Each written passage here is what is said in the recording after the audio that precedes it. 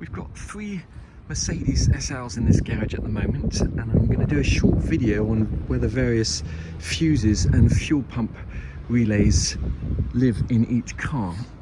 On this 1965 Pagoda, they actually have a fuel pump fuse which lives in there, and if your fuel pump fuse ever goes, what you'll find is that the car will drive for a little while and then conk out.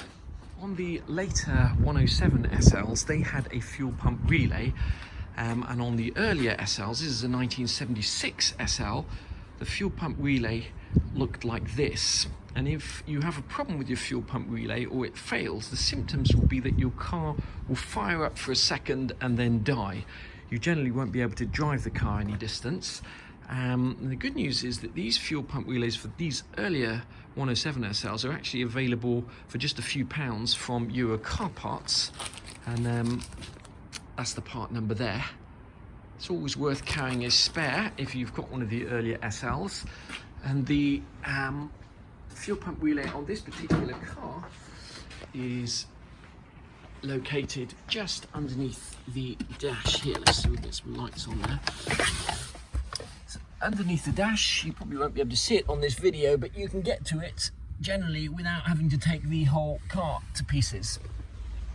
Fuel pump relay for the later 1983, that's the red car up there, is a different part number, and it's a different looking unit completely, and that's something you can get off eBay, which I think I've just blown this one up and we're going to have to replace it. Once again, it's located on this car, it's located on the right hand side above the fuse box, but you can also find them on certain cars and through the glove box, so you'd have to take the glove box lining out and get to the fuel pump relay that way. It has a small fuel leak, which I'll be addressing in the next video. Basically, when you turn the pump on, there's a small fuel leak here, and what I made the mistake of doing, which is a very, very stupid thing to do, was to attempt to tighten that up with the engine running, and that's stupid for 2 reasons. One, if you've got a fuel leak, you could get a spark from the spanner,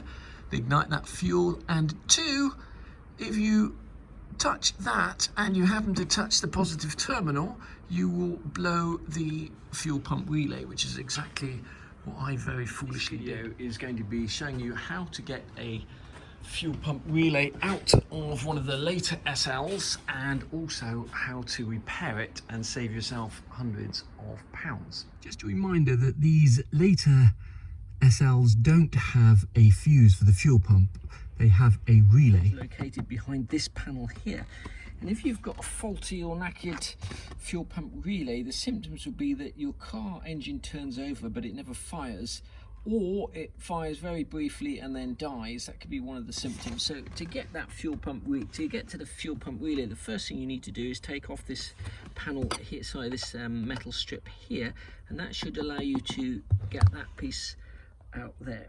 To get this panel out, you may also need to take this chrome strip out here, which is held in with a series of screws, which if you're lucky you'll be able to get out without too much trouble. The fuel pump relay on this 280 SL, this 1983 280 SL, is above the fuse box. It's not these 2 relays here. It actually is on the end of that wire there and sits just above that piece of plastic, so it's on the other side of that piece of plastic, and when it comes out, what's difficult to see, when it comes out that way with the writing facing you and the 3 pins closest to the door. It's important when you come to put it back in that you realise that. To take the fuel pump relay apart, you just need to basically get a small watchmaker's screwdriver and just pry this cover off, and the cover should pop right off. Sometimes they're sealed with silicone to stop moisture getting in, and on this particular one, I think I can see what the problem is. Basically, this looks like it's been burnt out, short-circuited, and that track there has burnt through. So we might try repairing that, resoldering it, and seeing if we can get this fuel pump working again. You can get these, they're over £100. The SL shop will refurbish them as well. But once again, the refurb is over £100 as well, about £100. So we're going to see, possibly have a go at resoldering that and seeing if we can get that working again. Professional to solder this, but before you solder anything, you need to clean the joint first. That is a paper thin connection down there. We're going to do the best we can.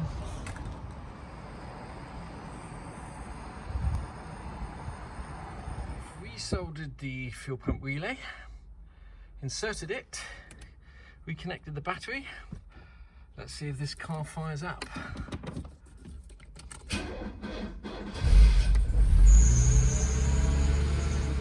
Going again. Now we have to figure out try and fix that fuel leak and possibly investigate the screeching sound coming from probably bearings in the alternator or something like that, but that'll be in another video.